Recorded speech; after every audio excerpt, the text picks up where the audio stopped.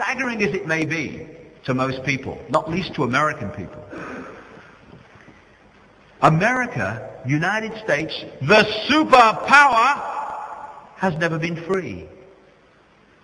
It's never been free from control from Britain and Europe, particularly Britain. If you want people to look in the opposite direction from where the power is, so they don't realize where the control is coming from, then you have to create a situation in which if the power's here, they're looking there. So now we have a situation in the world where everyone focuses on the United States as the superpower, the evil superpower, America.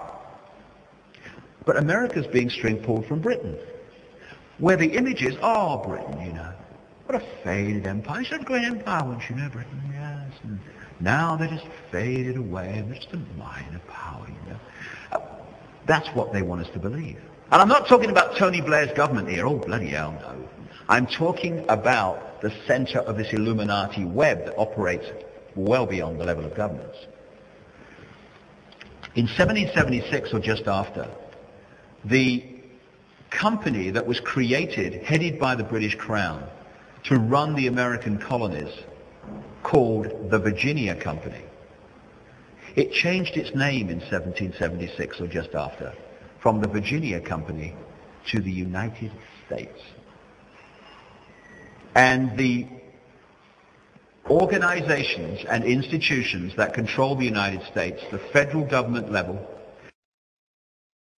the Federal Reserve, the privately owned Central Bank of America, the Internal Revenue Service that collects the taxation, etc., is controlled from Europe, particularly Britain.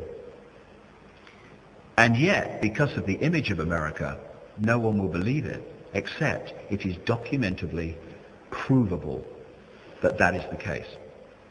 And I'll give you a wonderful example. What happened, you see, during the American Revolution and the changeover from colony control from Britain to overt, or from overt to covert control from Britain, was that they went from bars they could see, British occupation through the colonies, to bars they couldn't see, and they've gone on ever since.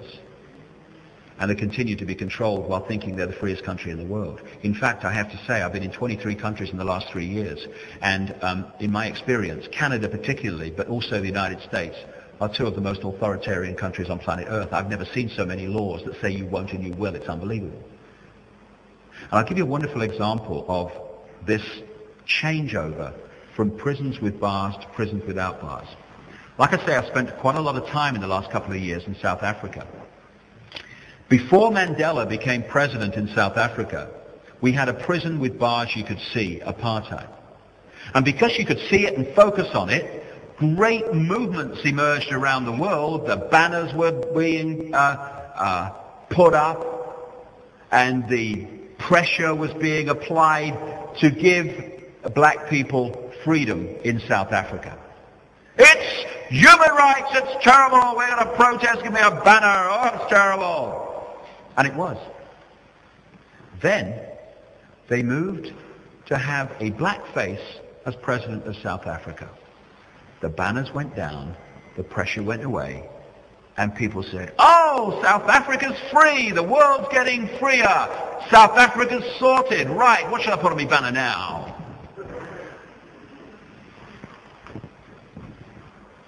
During apartheid, the prison you could see, the bloodline branch managers of South Africa, the Oppenheimer family, controlled 80% of the stock on the South African stock market. They own the diamond and gold mines on which that country's economy depends. And they own the media through various frontmen. Then they put Mandela into the presidency. 5 years after Mandela, now we have Thabo Mbeki as president. Great changes have taken place on the surface. And of course, great changes must have taken place in reality, because South Africa's free now. I read it somewhere. Was it Daily Telegraph? Was it the Times? I don't remember. One of them. They told me. And great changes have taken place in reality. Today, Years and years after black majority rule and freedom, the Oppenheimer family only own or control 80% of the stock and more on the South African stock market. They only own the diamond and gold mines on which that country's economy depends. And they only control the media through various frontmen, not least an Irishman, a Kissinger clone called Tony O'Reilly. In other words, the same hands are on the tiller that were before. But where are the protests now? Where are the clamor for human rights? Silence. Because overt control with bars has been replaced by covert control without bars. And that has happened all over the planet. And we'll see as we go along how this prison without bars has been created and how it can be maintained. I mentioned that the Oppenheimers were the bloodline branch managers of South Africa. This is how it works. In London particularly, Europe in general, you have the epicenter of operational manipulation of the Illuminati, by the Illuminati. And then in the various countries, you have what I call the bloodline branch managers, who orchestrate the financial and political systems and institutions in their sphere of influence, in their country. And a decision comes down the line, it's like the spider in the center of the web here, comes down the line, and that bloodline branch manager family or families then introduce that agenda or that aspect of it in their own sphere of influence. In America, the bloodline branch managers are the Rockefellers, the Mellons, and what are called the Eastern Establishment families of the United States. So, sod it, let's get bizarre now. Let's get really bizarre. I don't bloody care. What the heck are these bloodlines that have been working through these various peoples, particularly the white race, all this time? Like I said at the start of this little chat thing, I follow information, and I'll go where information takes me. And if it's bizarre, if the information supports it, I'll go. And from about May 1990 rather than 1998, around May 1998, a series of astonishing synchronistic events started happening in my life with a very seriously obvious common theme. In a period of May 1998, traveling around America, talking in a different city every night, I met 12 different people from very different walks of life who told me the same story of their experience.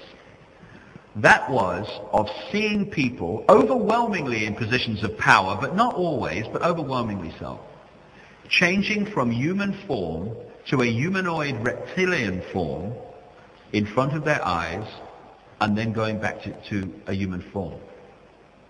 Now you hear one and you think, oh my, what's going on here then? And you hear two and you think, oh God, not another. 3, 4, 5, 6, 7. And you start to say, what's going on here? And I started to listen and compile and put together what they were saying, and I must say the common themes of their descriptions were phenomenally commonly described.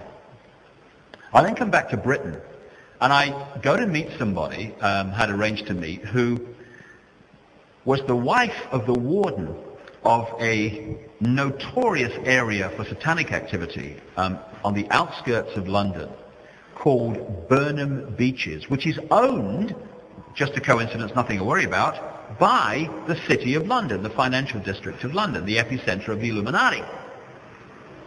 And I went to talk to her, not about reptilians and shape-shifting reptilians, but about her experience of seeing satanic ritual take place in Burnham Beeches at night, in which her husband was